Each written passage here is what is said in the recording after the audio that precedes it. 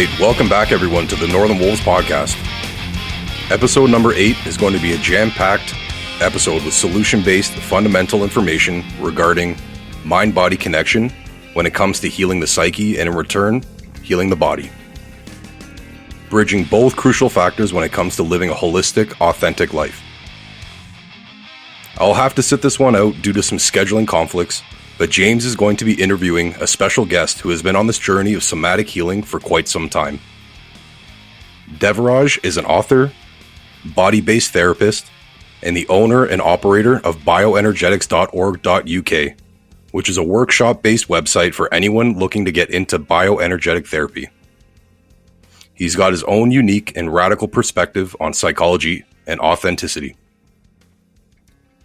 I'm looking forward to speaking with Devaraj in the near future, a man who champions the idea of healing the body and mind as one. I've personally started my journey of somatic healing through bioenergetic workouts, and I can confidently say I'm hooked. It wasn't enough to just read the books of the greats who started this therapy and just sit on the knowledge that shadow is held within the body. So James, knock it out of the park, man. So yeah, to start out, how did you first get into bioenergetics? Well, I guess, it wasn't, what happened was in the late 90s, at some point I just felt like my life was a real mess, but I just needed to do therapy. I drifted into a lot of drug and alcohol use. I was living in the West End of London. I was involved with crime and all sorts of dodgy things. And I just slowly, I'd been a kind of punk and a dropout in my 20s, and just slowly going downhill through my 30s, really.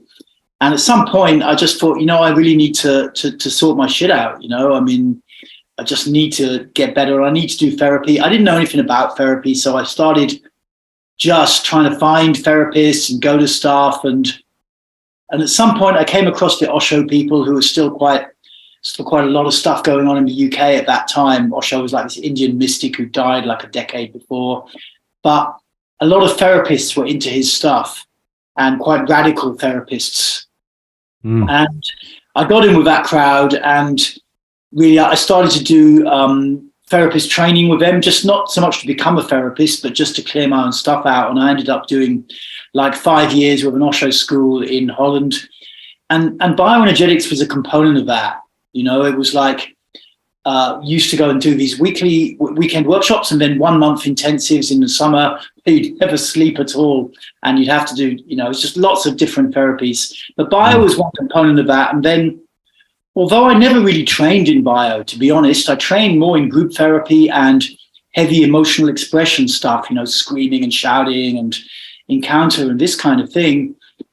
At some point, I began working as a therapist doing that stuff. And at some point, the bio, I noticed I was doing more of it myself. And I noticed there weren't many other people teaching it. There was the Alexander Lowen School, which was cool, but it was really a very different style and more gentle and more integrated with psychotherapy, and I just wanted to start to take bio out there. And so I did that. I created a YouTube channel. I started running more workshops just in bio.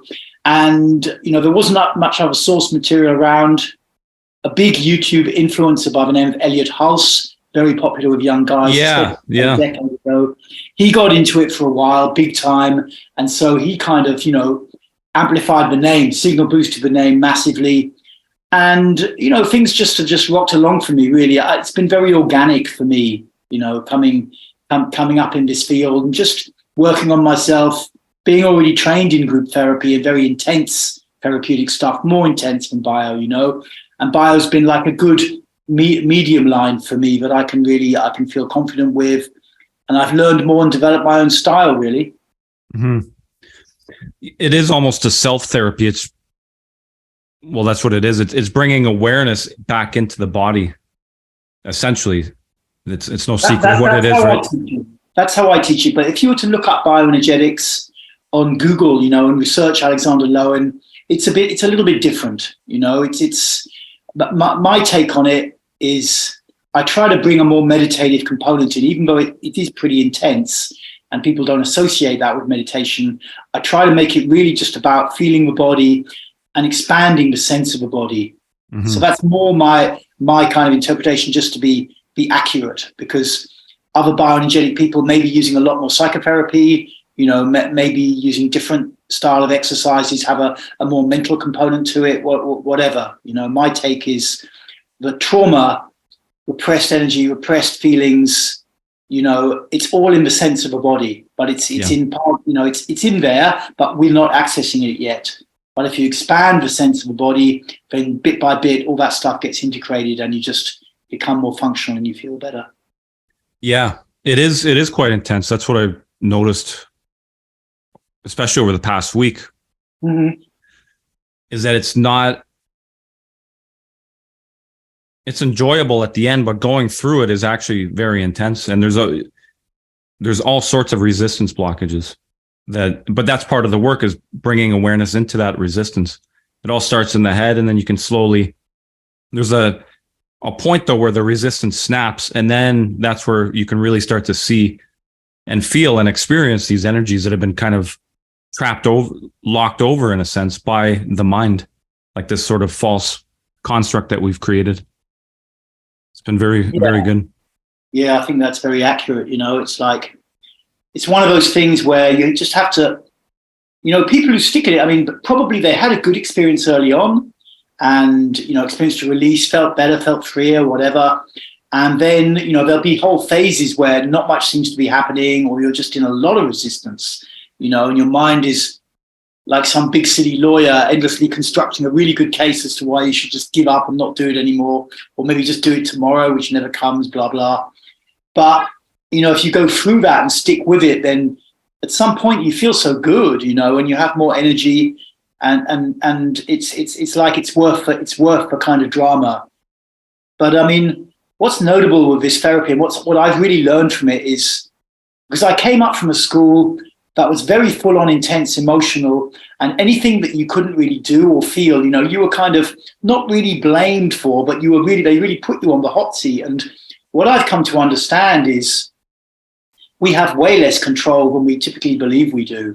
It's good to take responsibility for our development, but it's the nervous system that's taking people out of there all the time. Before the feeling comes up, the nervous system's in this kind of like, nanny state mode, they might call it in the UK, where it's always over caring. Before you even get to feel the stuff, it's taking you out of there. Either practice, or just going in your mind and being busy with your phone or whatever. Yeah, and especially doing the exercises, it's almost as if the awareness becomes singular, and you can feel it moving through different parts, and the brain and the mind and the habitual patterns is almost like a vacuum. It's like, no, don't go there. And I can feel it pulling the awareness back into the mind, but there's a separate witness that can sort of control it and move the awareness back down into the body. And it's the goal is not to turn off the mind. It is during the therapy is to experience the body directly. But ultimately what I'm seeing is that it's heals the mind with the body, because doing this sort of blasts through all those old stories, because they are, in a sense, they're just stories within the head that were put there in order to prevent awareness breaking through those layers within the body. So when you do break through this, the story itself sort of crumbles along with it. And you're able to reinterpret and restructure the mind in a better way as well. Yeah, I mean that's that really is it. We're brought up in a culture where, this has its value. We think the mind, and the thinking mind is supreme. It's like God Almighty. And it's commanding the emotions, the sense of the body, every sensory experience. It's just in this role of command. But actually, the thinking mind, as they used to say, it's like the tip of the iceberg, and there's this whole cauldron of stuff going on underneath it. And at some point, when you start to go into the cauldron a bit, and you dip a toe in, and then you jump in a bit and you start to move stuff, it's like, I remember when I was doing really intense encounter work, which is a very strong form of direct form of therapy, popular in the States like 20 years ago, where you're working a lot with your judgments about other people, and they're telling their judgments about you know, and this kind of thing. Very intense work, a lot of screaming and shouting as well.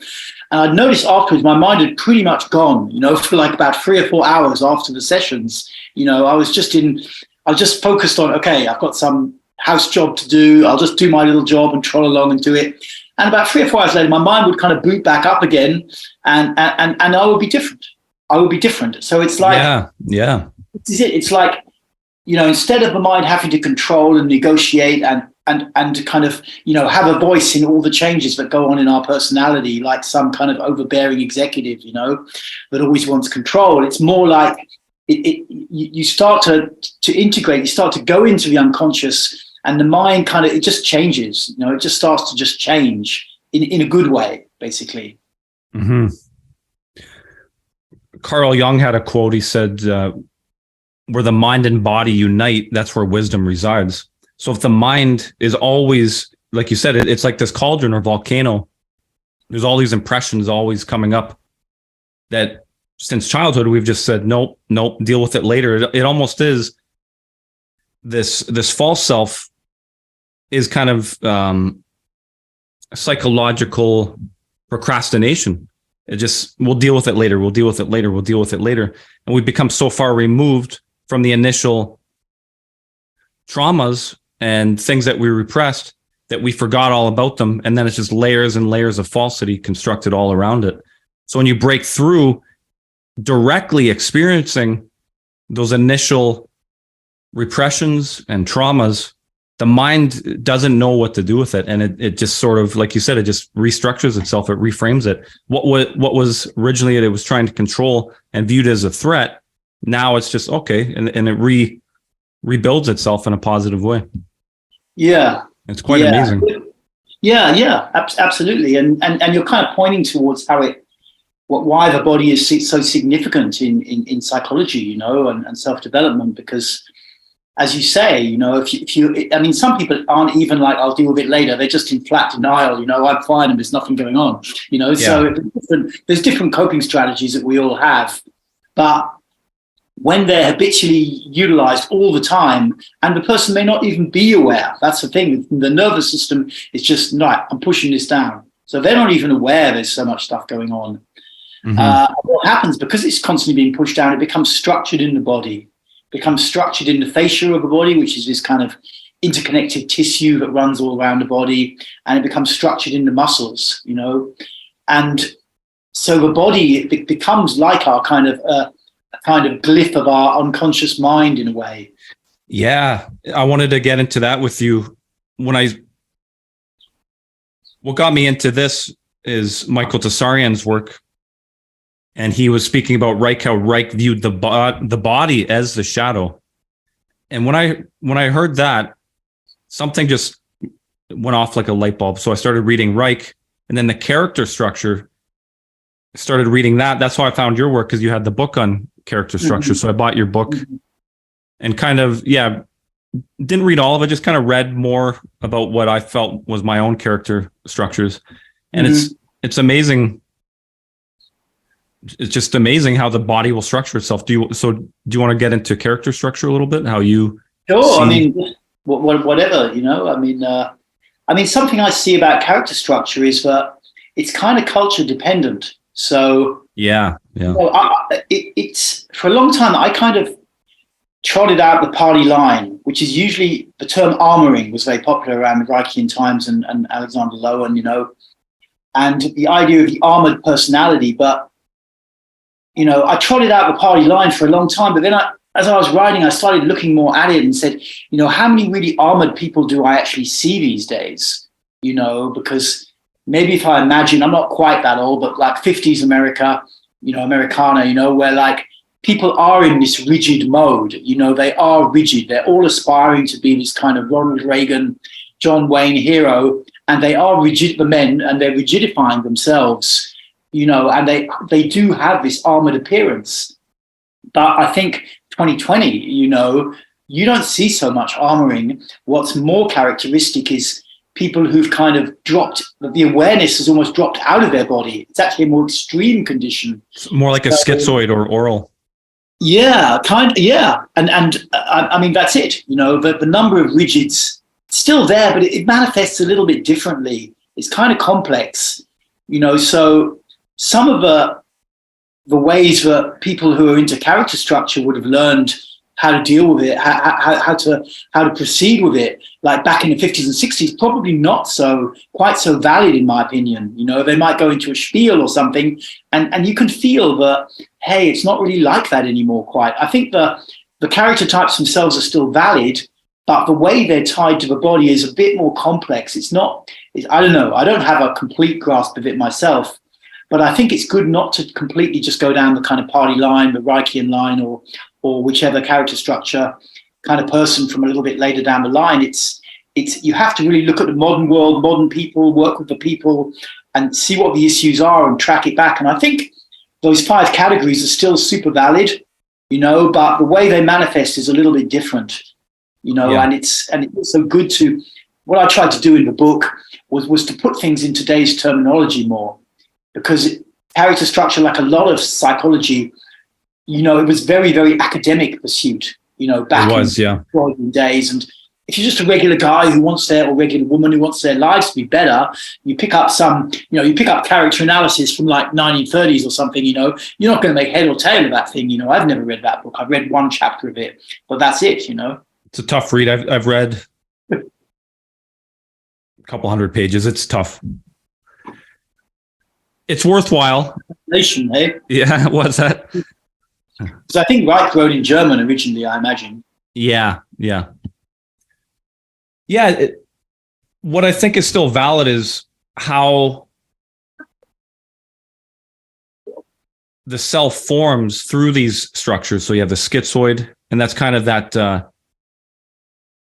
It's the first few months of life, and then the oral phase. I think currently, right now, like as you said, it's not really rigid anymore, because rigid is already an ego. I think that right now, collectively, at least in the West, it's more of the schizoid oral type. And so there isn't that ego anymore. It's kind of this boundaryless.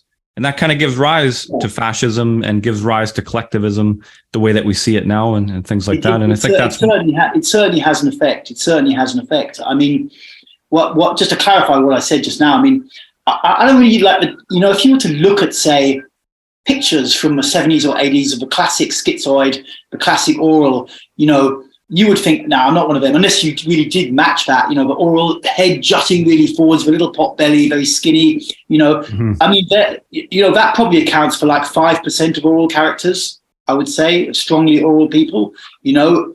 You can't map it that tightly. And schizoid, you know, it's like, I mean, the level of dissociation now is massive, you know. There's just loads of people who just are really dissociated from the body. They're not so rigid. They're probably not quite so aggressive as they were like 20 years ago, but they're super dissociated. But they don't look like the kind of schizoid that you see in these old books on character structure. They just don't look like this, you know.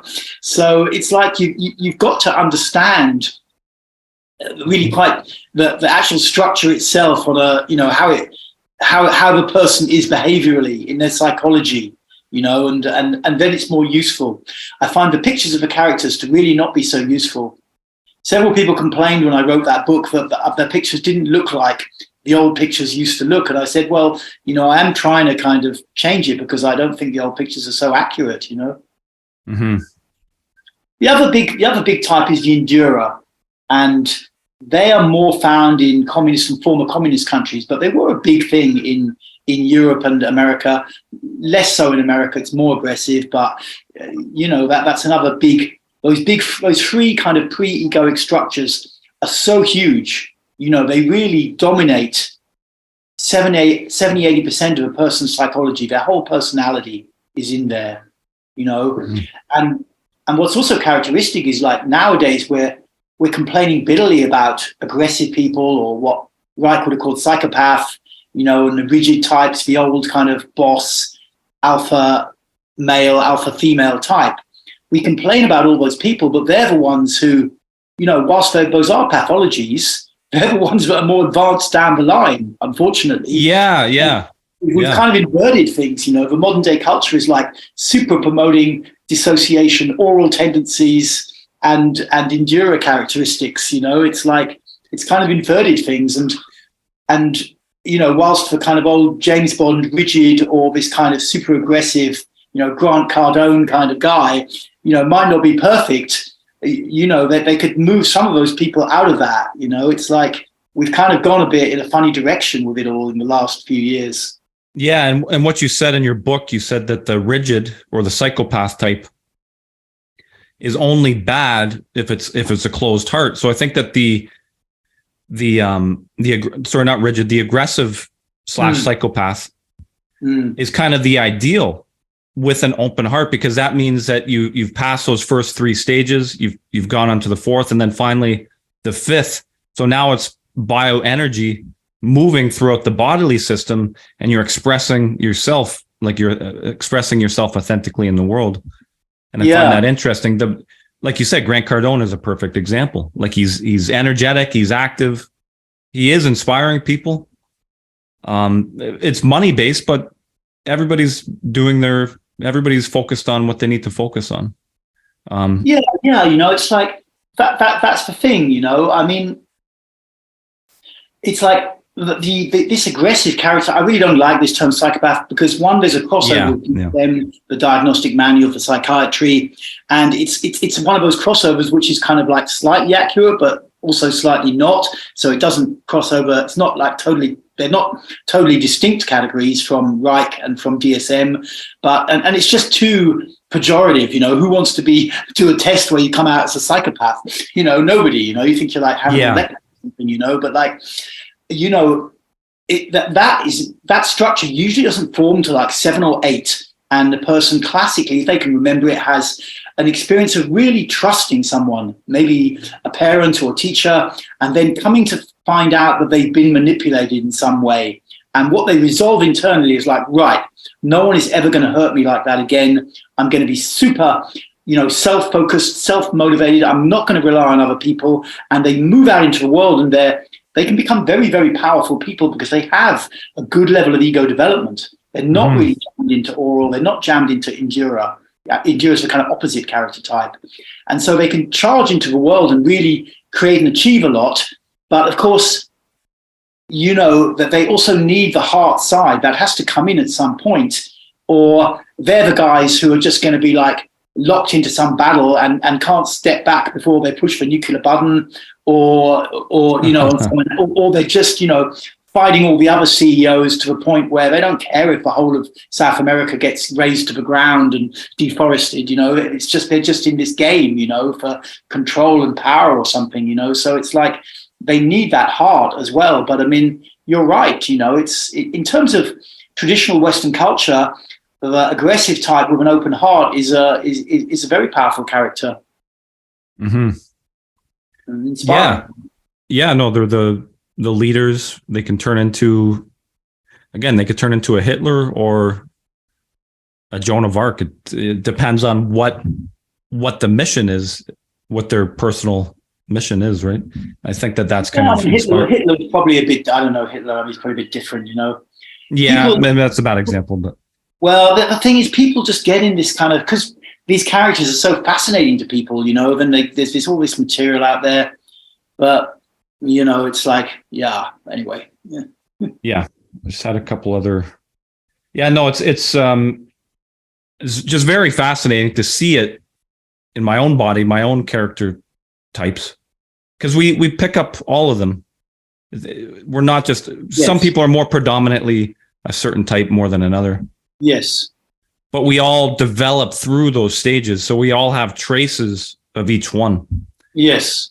And also, I mean, that's absolutely correct. That was kind of new to that book that I wrote, because prior to that, pretty much everyone worked along the model that you got one dominant and one secondary. And I didn't feel that was accurate, mostly because when I was creating content around character structure, I would notice myself, the week I was creating the oral, I'm right back in the oral, and then I'm creating the aggressive, something for the aggressive, but I'm right back in that, all writing about the things. It was very evident to me, And also, of course, it's quite common for people to have one of those, to be really in one of those in, say, in one type of social situation, say with friends, say they're a man with other man or something, and then in a different one, you know, if they're perhaps with a partner or something like that, or they're at work. You know, some people can be very much an endurer at work, just always dragging their feet and, you know, super, I don't know, something completely different with friendships or something. You know, it's like you definitely see that in different environments, they tend to, the same person can have a quite different character structure. Mm-hmm. Yeah, and they're sort of activated depending on, like you said, activated depending on the situation. So we do have a mix of all these. Yes, they're kind of like subpersonalities, or what's Western psychology tends to call like parts work, you know, which is something I'm really getting interested in now, you know, and like the idea that there's like a whole collection of people that essentially look out from behind our eyes, but depending on the situation and maybe a little bit of time of day, which character it is that's looking out from behind the eyes. And, you know, problematic psychologies tend to develop when we've always got the same person locked in there, or a certain situation always triggers the same character, you know, like, like for example, you know, someone who really just gets triggered by authority, you know, they really struggle to be in a hierarchy, you know, maybe as a kid, they experienced a lot of control from their father, but not much love, you know, so they just never had a positive experience of hierarchy growing up, or authority growing up, because we are all very little at some point, and we do have big people over us. You know, there's always this authority dynamic. And so that's stored in their system. So whenever they come into contact with anything where they have to give up power to a perceived authority, you know, that little kid is right back in there, and it's like, no, I'm not going to do it, you know. Exactly, When rationally they can see that, hey, this guy's not my dad, you know, he's just saying this, and I just need to do this as part of my job. It's like, no, I'm not going to do it, you know. And like, so that they're locked in that, you know. Mm-hmm. And you see that a lot, is, say, for example, in, you know, the massive rise in conspiracy stuff that's come out in the last, say, you know, few years of COVID and whatever. You know, people are just locked in this mode where they're really strongly in opposition to perceived authoritarian control, or actual authoritarian control, or whatever.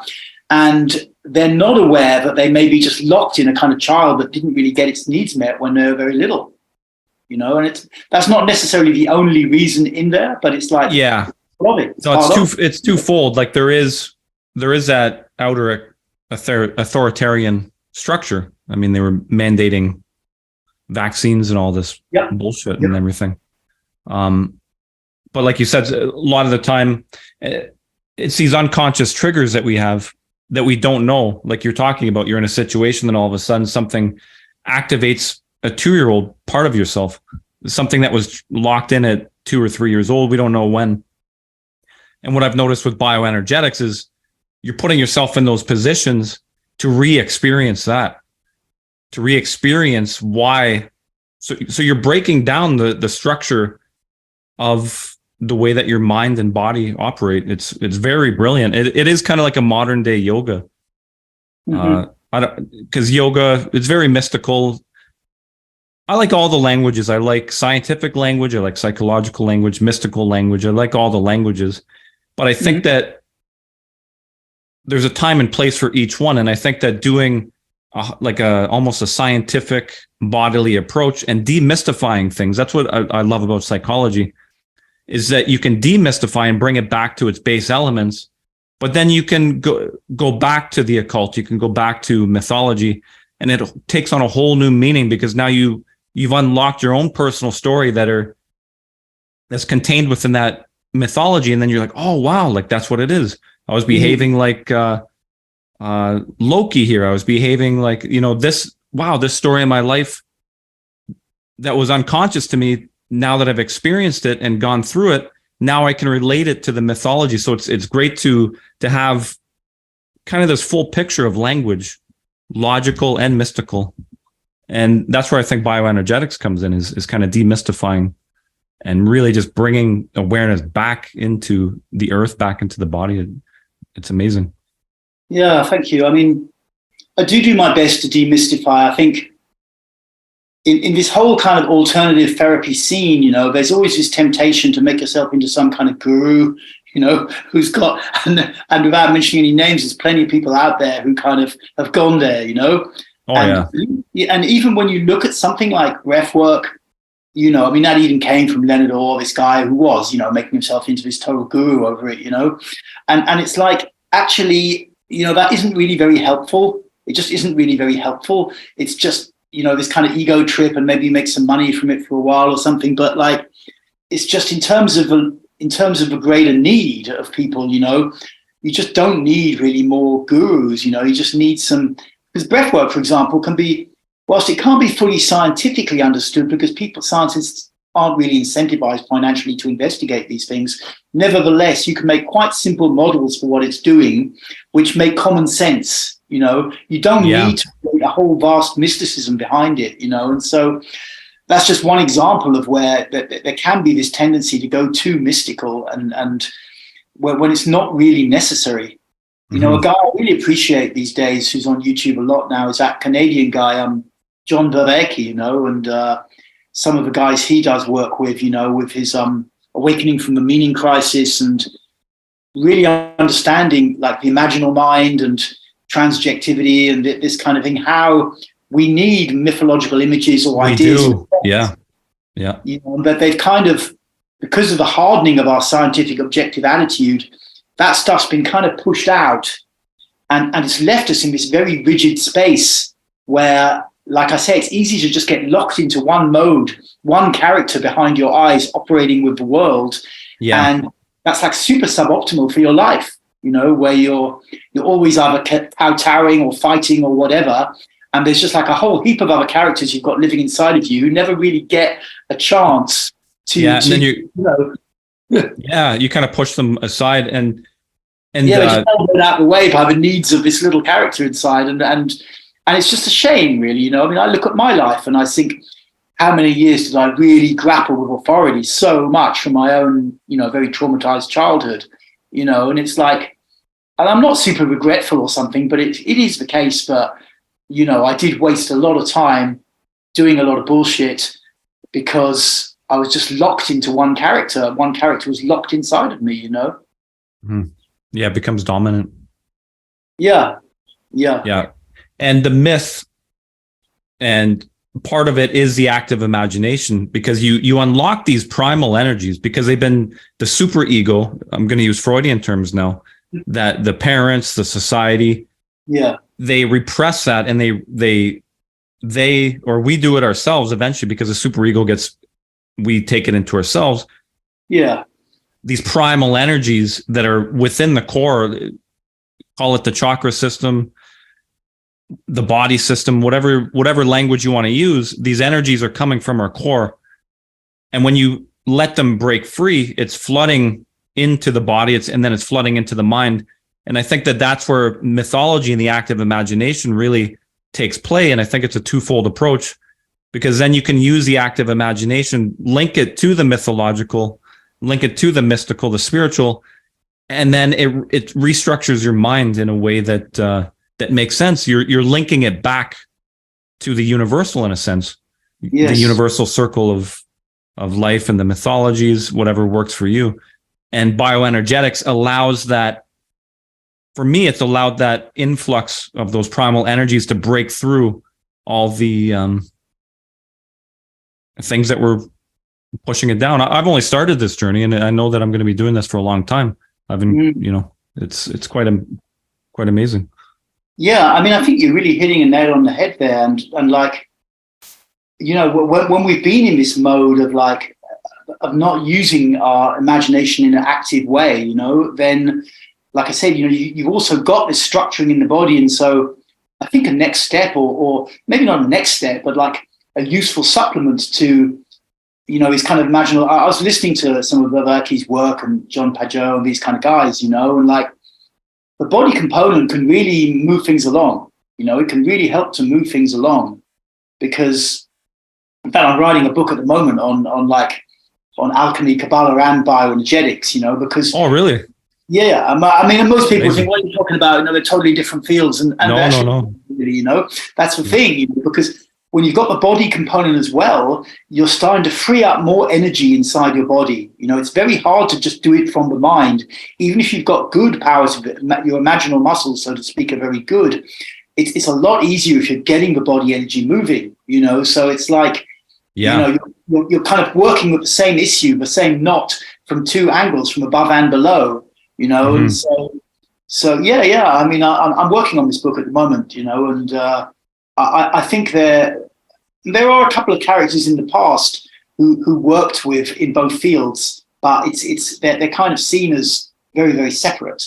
But I mean, there's a lot of potential in this to really just free people up, I mean, or just get enough people freed up that the world starts to really change, That is changing as well, but there's resistance, of course. Mm-hmm. And what I see too with all these spiritual systems, that they need to be all brought back together, because say the schizoid type, people stuck in that schizoid type, they're seeking to merge back to that primordial oneness where we all came from. We came from the womb. We came from sort of this non-duality state. So do you have religions that are stuck there, and you have people that are stuck there, and you get these philosophies, and then you get rigid structures? No, it's all about just hard work and taking care of the family. Of course, that's true as well. And then you get the aggressive types. No, it's about making money, and like the Andrew Tates of the world. Pure aggressive phallic narcissist type. But that's true as well. So to marry, what I'm seeing is that it's not that like it's almost like humanity is fractured, and to see that there's a necessity for all of these different philosophies and kind of merge them. And I think that that's the link, is like the body and the mind uniting, so that you can identify that, yes, I am from that non-dual state of oneness, but I'm also an individual leaving my mark on the world. And I think that that's kind of the merger of both realities. And I think that bioenergetics and body work is such a big step into merging all these different apparent belief systems that don't have anything to do with each other. Yeah, I mean, they need kind of something, I think, because I'm in my 60s now and stuff, so I've only been in this scene like 25 years, but I remember back, like, and certainly, and living in spiritual community nearly 20 years, it's like, it's so easy once you've gone down a spiritual path of some type, no matter what it is, whether it's fairies, crystals, Kabbalah, or, whatever, just a really strong psychological type, you get identified with it. At some point in your mind, you're like, I am a Buddhist, I am a Kabbalist, I am a, crystal healer or something like that. And as soon as you create that hard identification, anything which kind of is perceived as threatening that identification, like your own liberation, is regarded as the enemy, Yeah. No, exactly. And that's the problem when you try to harmonize spiritual systems, is that, it's very tough for individuals who are doing this thing. I used to live not far from Glastonbury for a long time. And Glasgow is like one of these places where, every spiritual nutter in town is going to rock up, and, it's not mean to call them that, but, and just try their Messiah trip on or Guru trip on, because it's compensating for this, wounded social ego that they have inside, who was, maybe laughed at as a kid in the British school system or whatever. And it's like, and then they've internalized, and then they've had some kind of awakening experience. And now they're like, right, now I'm going to be, they've created this new ego for themselves, Yeah. Even, in terms of when I was in Kabbalah, they used to say in this book of Revelation, chapter 12, 13, this 10-headed beast, and one of his heads comes back to life. And that the idea was that you kind of killed this part of this ego, but it comes back to life in the spiritual domain, and you get this spiritual ego that starts to kind of, I don't remember the whole scenario, but it's so people have been aware of this stuff for like thousands of years, and This is the problem with spirituality, that it needs to have a kind of rigid formation to progress through the centuries, and to stay present on the earth for a teaching. But then at the same time, people get so identified with it, it becomes dysfunctional finally as well as a thing, And I think I do tend to believe in this thing like Age of Aquarius, Age of Pisces thing, but we've come out of an era of heavy repression, this 2,000 years for Piscean era. Or I'm open to these kind of beliefs. I'm not really a spiritual type, but now we're coming into this age of Aquarius thing, and you don't need all this heavy, rigid stuff with the spiritual thing anymore. You can take the guru trip down, and you can just start to talk about stuff, and just relate as well on a social ego, as well as being interested in these things. It's important. Yeah, like bringing yourself back and recognizing that you're human you're in a body. Yeah. You're embodied on the earth. Yeah. And we can take in bits of information from mythology or astrology and all these different aspects. But the goal is to integrate them into a human personality. It's not to use this to just boost the head up into this, like you said, this beast. And there is a lot of these gurus, like you said, and I've been this way before too. I speak from experience that I've had experiences when I was maybe I'm 37 now. So it's probably 25, 26, first sort of awakenings. Mm-hmm. And it just floods your head. And then all of a sudden, you're the reincarnation of Jesus, right? And I've gone through that whole thing because that release of that energy within the body, something triggers it, and then it floods, and then it floods into the logical structure of the brain, and it's going to bounce around whatever conceptuals that you have at that time. And I was raised kind of in a Christian background, so then all of a sudden that bioenergy, that energy of the soul, whatever you want to call it, is flooding in, and it's hitting those constructs. And you're not educated, so then it's just I'm this, I'm Muhammad, I'm Jesus, I'm Krishna. It's quite interesting. So to make it universal again, we are all these things. We are all the mythology. We're the universe itself, but we're also human, and I think that's so important. I don't know if that makes sense or not, but yeah, it does make sense to me. It's like I agree. It's like, we all go on some trip, we have a spiritual experience or whatever, and we go on some trip for a while, but you have to be able to come back and speak, I think, just from the human part as well. Absolutely. Even if you're some kind of super spiritual teacher or whatever, that's okay, but if you can't speak from the human side too, it's not just to reach people, it's more like there is something missing usually, it's like, then probably some of the kind of guru stuff is a little bit of a compensation strategy. It's like you've got to be able to, and I don't think there's a need now in the kind of emerging world of culture and stuff, but for these big gurus so much anyway, maybe they're still attractive to some people, but I don't know. It's like, because when I was doing a lot of therapy, what happens is that the kind of way that the therapists behave, and it was a very strong hierarchical school I was at, and it was very, very good for me.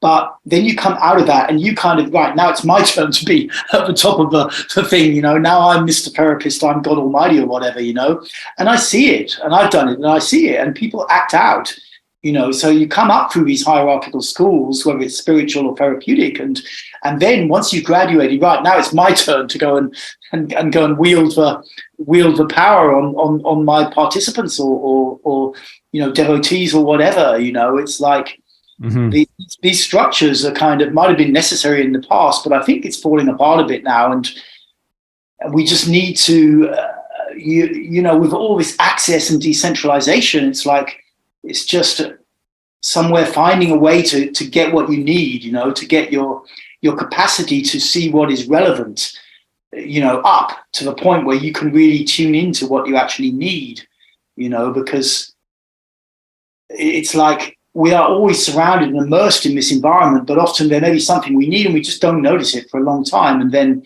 if we have that kind of inner power somewhere, but it's like, oh, actually, I need that. Or maybe you don't even say I need that, but hey, wow, that's really interesting. Like walking around a bookshop and one book takes your imagination, and if we were so calibrated that book would be what we actually needed, then that would be an optimal situation, to get that relevance realization, as they call it in Cogsci working, That's kind of, listening to the intuition.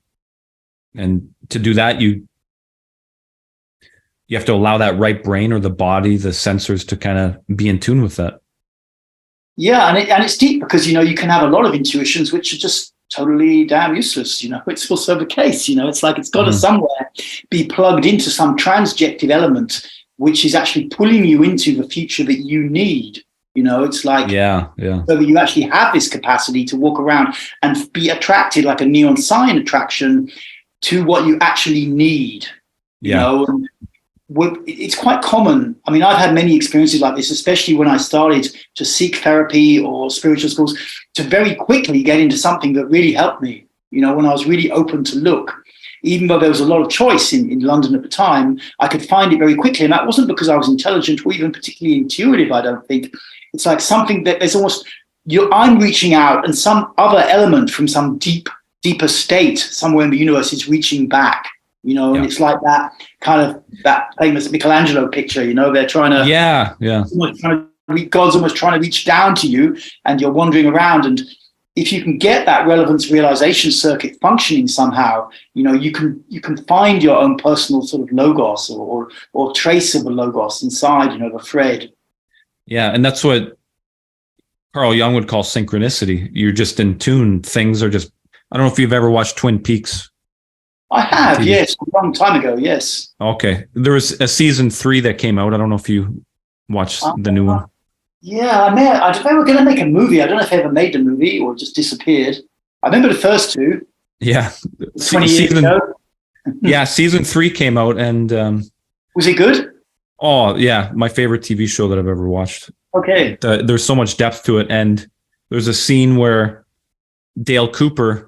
He was kind of in an altered state and he was at a casino and he knew exactly where each jackpot machine would come up. And it would just like, it was his intuition and it would, in the Lynchian way, in the Twin Peaks way, it would just kind of make this sort of orb around each machine and he'd go in and then jackpot after jackpot after jackpot. And that's kind of what walking with synchronicity and walking with intuition feels like, that you're the inner, that subconscious is in tune with the outer. And they're synchronizing, and like you just did the handshake, they're handshaking, and then all of a sudden things start falling in place, and then you're walking in step with yourself. You're walking in step with that subconscious, your unconscious, your inner self, and it's aligning with the outer world, and you're walking in step with yourself. Synchronicity. Yeah, cool. And of course, I guess sometimes you pull the handle and a whole ton of shit comes out, and you have to just wade through it. Exactly. Yeah. And that's that's also what you need at that time. That's the tricky bit. Exactly. And it doesn't feel that way.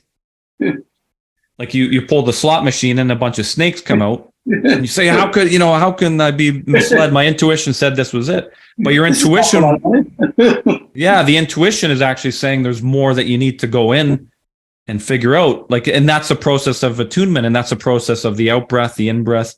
We just did a podcast, The Necessity of the Underworld, and that's like the calling in to go down and see what needs to be explored, what needs to be explored on the subconscious level. When you pull the machine and a bunch of snakes come out. I remember with my own intuition, I was driving around, I was young, probably 26, driving around New Mexico or Nevada or something. And my intuition was leading me to Area 51. Wow. I was into the whole alien scene and all this stuff, right? And I was just like, I'm getting closer. And then I pulled out the map. I'm like, I'm in the wrong fucking state.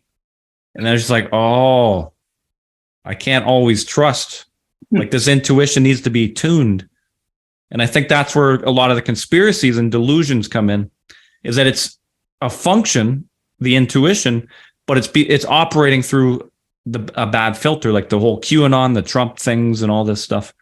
It's operating through the subconscious. Yes. Through the subconscious mind. So if there's this huge authority trip, but just has been suppressed since your early childhood, and then trigger events happen, then your whole this whole what you find relevance is completely skewed towards all these kind of conflicts and crazy theories. It's yes. and so you're locked into that. because some part of you is trying to drive you through the authority thing back into that feeling of being a little kid who's got no power, Yes, yes. But the egoic mind is like, no, I'm not going there. I'm not going to be having my CBDC or whatever it is, or my vaccine or whatever. I'm just using these as symbols for the argument. It's like, so they're just you're pushing against that sense of the parent coming to say, no, you're going in there, And then, of course, the state can also get in that battle as well. So the people, or a chunk of the people, are all like pushing back against pushing. Right, you're going there, you're not, pushing back or worshiping a false authority, as in Trump or something like that, because authority figures have this ability to put you in an infantile state. It'll collapse your personality structure back to its very primal introjects. Yes. You don't know that this is happening. The introject of the father, the mother, they represent this archetypally. These archetypes are meant for you to own. But since you don't want to own it, you're going to seek it in that external. So then you have golden Mr. Trump. The introjects are collapsed, and now all of a sudden you're infantile, worshiping, a false authority or something like that. Well, I guess he's just seen as, for some people in America. I mean, I'm not American. I have quite a lot of American friends, but I guess for some Americans, he's just seen as like a good father. He's he's not the bad father who's going to give you all these vaccines and just exploit you endlessly as you perceive it or whatever. He's the one he's the kind of Moses figure. He's like Moses. Yeah. He's gonna lead you through the wilderness or whatever Moses did, and cross the river Jordan and shit, So exactly.